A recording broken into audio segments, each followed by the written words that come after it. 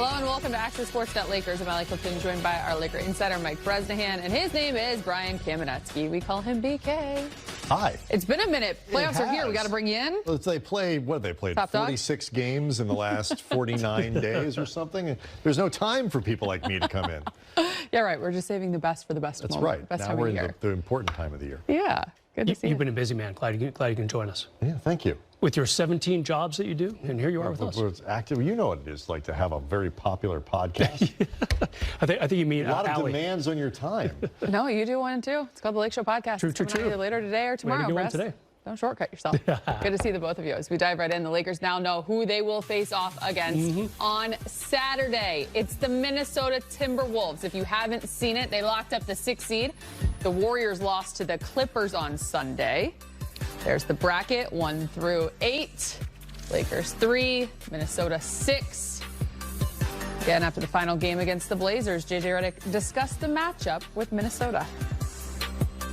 Very difficult opponent. They've played as well as anyone,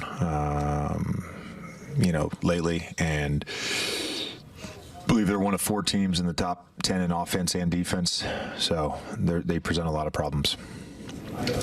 You guys have only faced them the one time in February since trading for Luka, and even then, I think they were without Redick for that matchup. I guess how do you anticipate going about the preparation, the scouting, just in terms of the matchup? We had games the last 6-7 weeks where we hadn't played the team since. AD was on the team, didn't have Luka, so we have a way of prepping based on previous games against Luka. We have a general idea of what their rules are, just like they have a general idea of what our rules are. So I don't think it doesn't necessarily matter that we don't have anything on tape with both teams at full strength.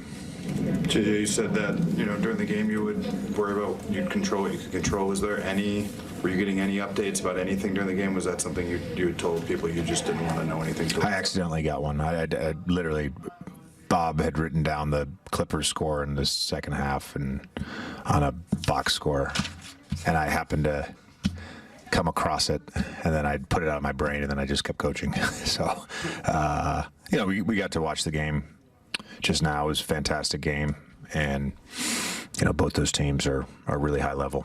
Along those lines, you've got your players are all in there together watching it. You're watching it together as a staff. Just kind of a unique situation to have that as your team building and different things like that. Just shared experiences like that. What's the value in those things? Yeah, a lot of value. We'll get together Tuesday night and watch the play-in together. We'll spend some time Tuesday, Wednesday, introducing a little bit of playoff stuff, but it's not necessarily going to be everything at once this week.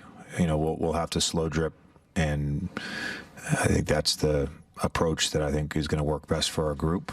So Tuesday will be more about us. Wednesday we'll introduce Minnesota. It gives our coaching staff now, basically 3 full days. And then we can sort of map out what we want to do in terms of Minnesota prep Wednesday, Thursday, Friday. I like that phrase. The matchups are set. He said slow drip. We're going to steal it.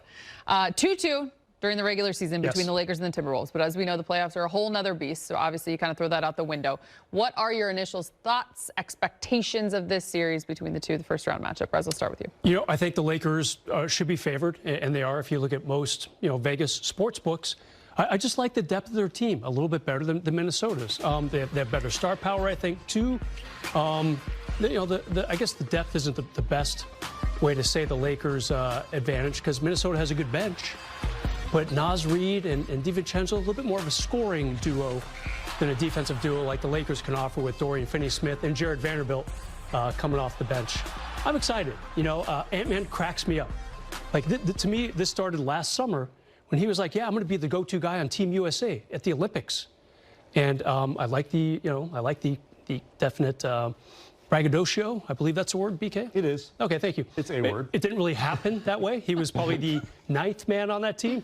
But ever since those days, ever since that day, you realize this guy likes to be confident.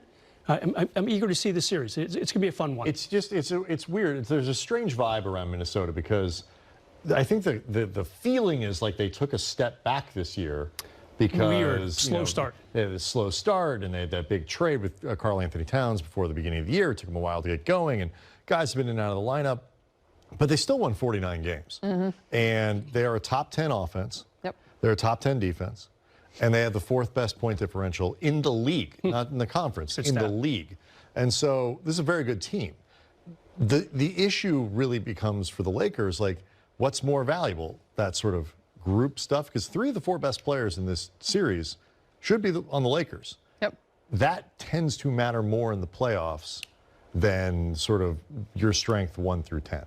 We actually said that on the podcast. You said 3 of the top 4 I think so. players? Should be. You were listening. We are smart. And obviously the story within the story of Luka and the Western Conference Finals last year, which is in and of itself. But I do want to stick with the Lakers just for a moment, because then there's this element of LeBron, Luka, Austin Reeves. It's been fun to watch. They haven't even played together that much over 2 months yet. They've had some good moments. They've had some not so great moments. But I think to just see it all now come to fruition and how it responds in the playoffs, I'm really excited to see that part. Yeah, Allie, like the power, the star power is going to be there. And hey, the Lakers were fine with LeBron and AD and AR, but there was a degree of, I don't want to say predictability, they were solid, very solid. They won a championship together 5 years ago, LeBron and AD, obviously. But there wasn't that ceiling. It's a very high ceiling, I feel like, when you add a player like Luka Doncic. And BK, I just love how they're shooting like 75 threes a game now. Trying to score 160 every night. I mean, it is really fun to watch.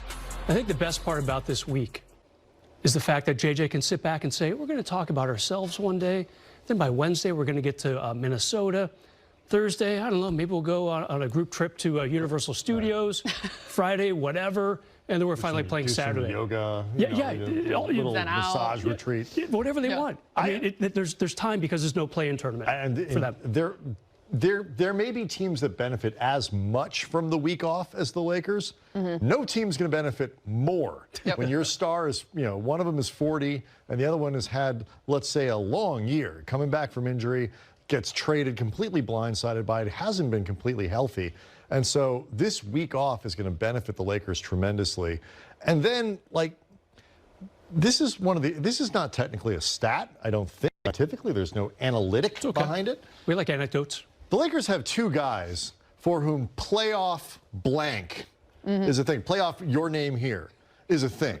Like, playoff LeBron is a thing that we just got to get to the playoffs, because then playoff LeBron comes out. Minnesota knows playoff Luka. Yeah. That's a whole different thing, too.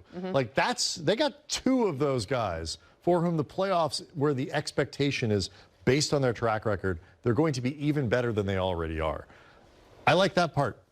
If you're the JJ and the Lakers and Lakers fan. Is there a playoff Anthony? Playoff Ant? It's only one. There's only one of them. Well, we're going there next. Moving on to the superstar on the other side. His name is Anthony Edwards, and he's had quite the year. The 27.6 points average is a career high for him. First in the league with that 3-ball made. 320 of them, which is pretty incredible. And I think that this right here is what is exciting and going to be fun to watch, because he's going to be ready. And as the Wolves were playing in the final game of the season, how about this? Malik Beasley was in the lead for most 3-pointers made this season. Anthony Edwards, he knew the assignment. Right here. Ant, you got to get 7 threes to beat me.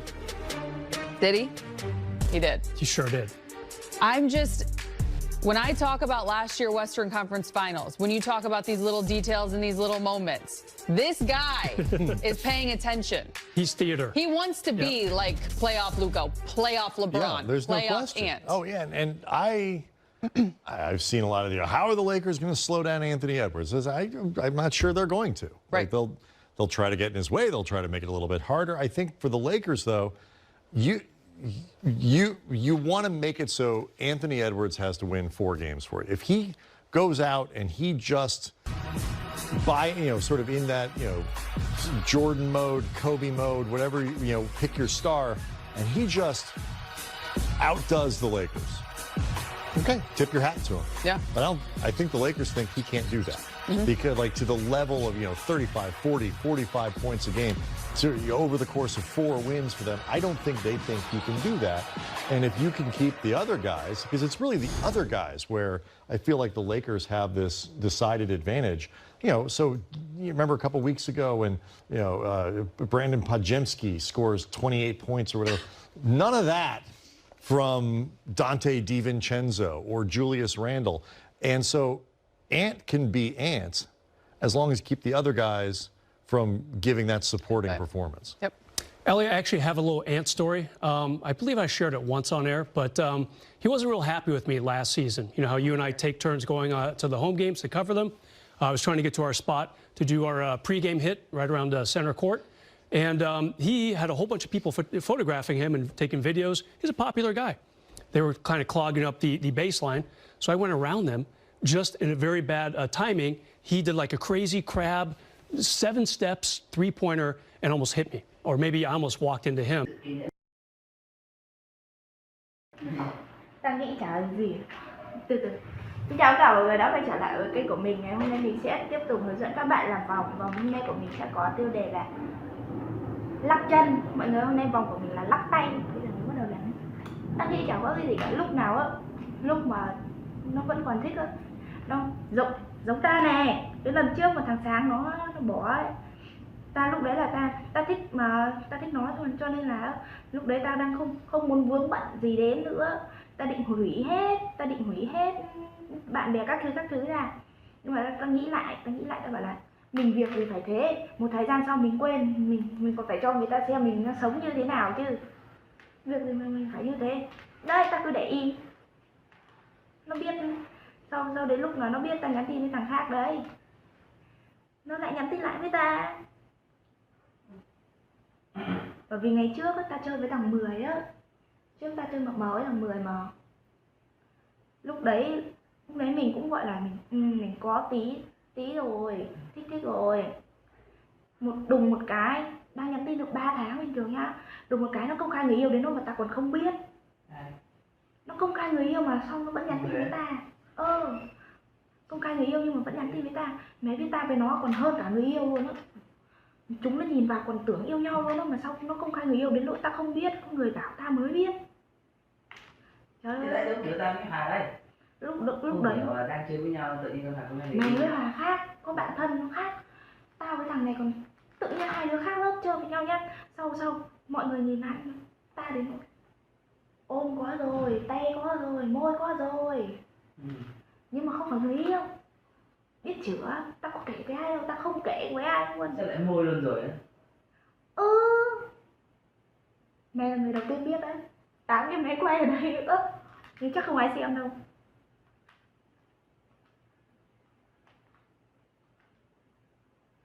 Nhưng mà kiểu là chỉ chạm thôi. Nói thế làm tại chả thích con kia nữa, ca không thích hơn.